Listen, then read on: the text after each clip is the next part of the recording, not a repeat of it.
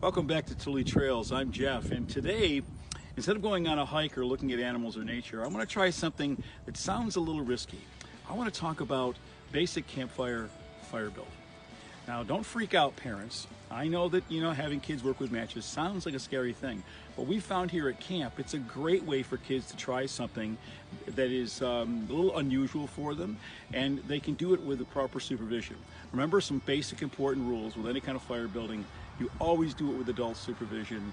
You never use any sort of liquid fuels, and you always want to make sure that you build your fires in a place that's safe, like a fire altar or a place like a gravelly spot where it can't catch anything else on fire.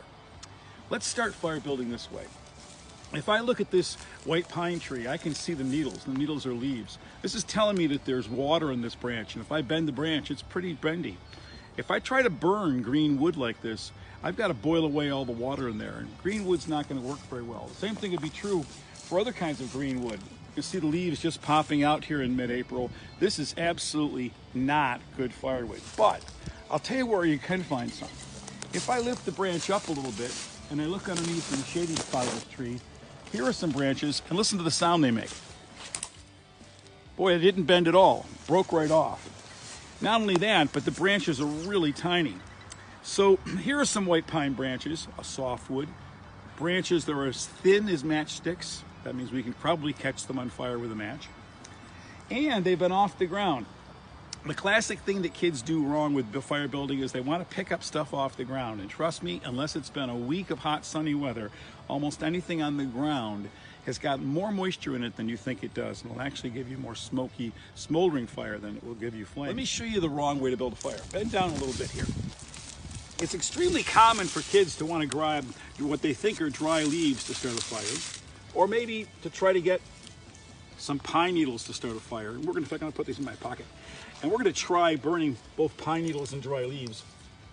Sometimes they even try to grab bark or sometimes pine cones. And these things all will burn if the fire is hot enough. But remember, your fire has to begin with a single match. And so the trick about fire building is that there are three kinds of wood. There's the fuel, and anybody can put big chunks of things the size of your arm in a roaring fire. There's the kindling, which is the small wood, say the size of your finger. But most importantly, there's the tinder. And the tinder is wood smaller than a matchstick that you can actually light with the tiny flame of a single match. And the tinder is always the trick to building a fire. So let's go give some tinder a try. This is eastern hemlock. It's a native tree around here in camp. It's got very small, very flat needles. They're not prickly at all.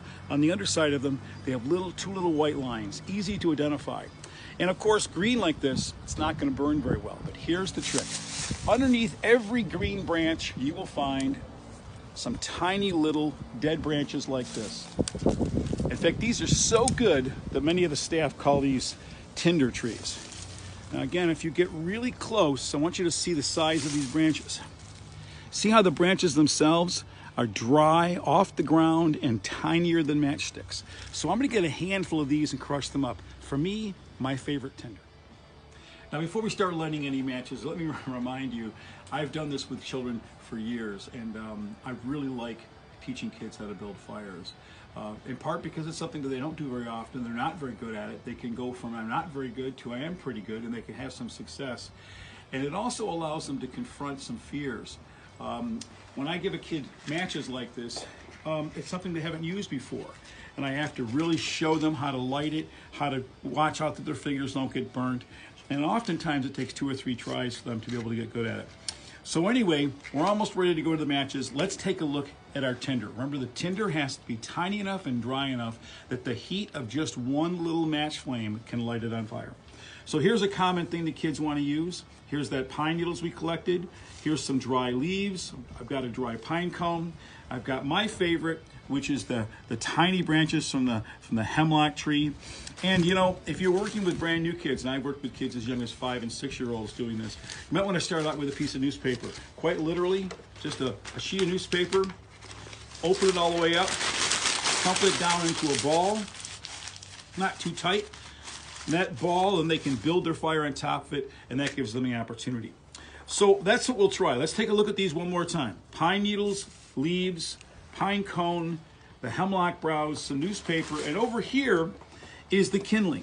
Now the kindling is going to be the bits of dry wood that are smaller than your finger, things that the tinder will be hot enough to set on fire. And then we can move up from there, say things the size of your finger and bigger that are the fuel. And to be honest with you, once you can get this stuff to burn, you can put anything on there and you'll be just fine. So, are you ready to go to the campfire? Let's go. Okay. Now I said the 3 rules to make sure that it's a safe fire is always with adult supervision, always remember, never use a liquid fuel. While something like charcoal later might work fine, it's easy to confuse that with gasoline, which would be explosive. So we never use that at camp. And the third thing is to always build your fire in a safe spot. Now here at the Cook Shack, I've got a bare earth fire altar, which I've used for years. It's fine. But you know, frankly, if you've just got a gravelly or a bare earth spot in your backyard, you could use that as well. Also remember that when you want your wood to be nice and dry, if it doesn't break easily like this with a nice snap, it's too green, it's too wet, don't bother. Now it's a little breezy here today, so I'm going to put a rock right here and a rock right there to kind of block some of my wind. And right down here, I'm going to try my first experiment. Let's put our match there. Now with kids and matches, I'll tell you, the first thing that they want to do is stand up, light the match, and get down to the fire. And between here and there, the match will always go out. So show them it's important to get your match down within 1 inch of where you want it to burn. The second mistake they'll make is they'll put the match on top. No, you got to get them to visualize a spot underneath the kindling, underneath the tinder rather, so that they can burn up through. Remember, the heat has to rise up through, so you can put the match down here. So I'm imagining I want to put my match right about there. So I'm going to have to get really close. Ready, set, strike, push. Boy, those leaves, they did catch right on fire. Oh, wait a minute. But frankly, they're not really producing quite as much heat as I'd like. Now, that's not bad. The smoke you see here is mostly steam. Again, water being burned out of the leaves. So that's not too bad. I think I could probably start a fire with leaves like that. So that was not too bad. Those leaves would work, but all told, they're completely gone within less than 20 seconds. Let's try our pine needles. All right, ready, set. I want to put it right underneath the edge of the pine needles. Strike, push. Put it underneath the edge of the pine needles. Now again, the pine needles lit up pretty well. That's not bad. I could probably get a fire started with that, but watch how quickly this is going to burn out. I bet I could make that work, but pine needles are still not my favorite. The newspaper test, I'm telling you, always my favorite. Really easy. It's going to light. It's going to burn a little bit longer probably than those pine needles. Boy, that newspaper's a little damp too. It's got a little bit of steam coming off it. That would be pretty good tinder. Boy, that's a lot of flame, isn't it?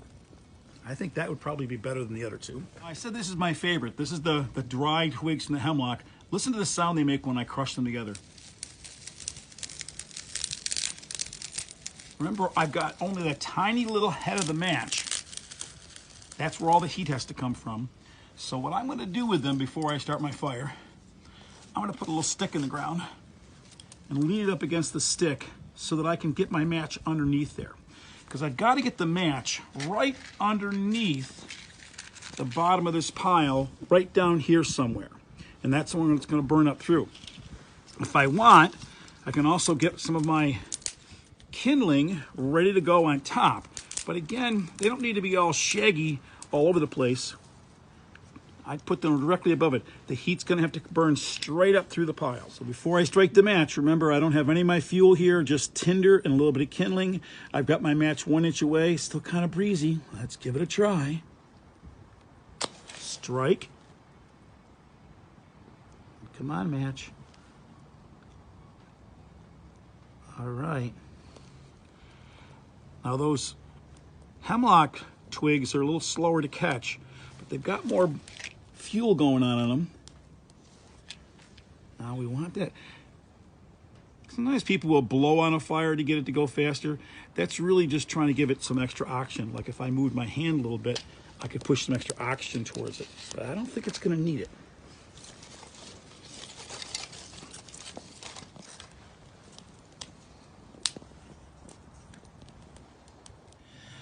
So one last thought about fire building is that some folks think that you have to have a particular shape to the fire, a log cabin or a teepee or whatnot.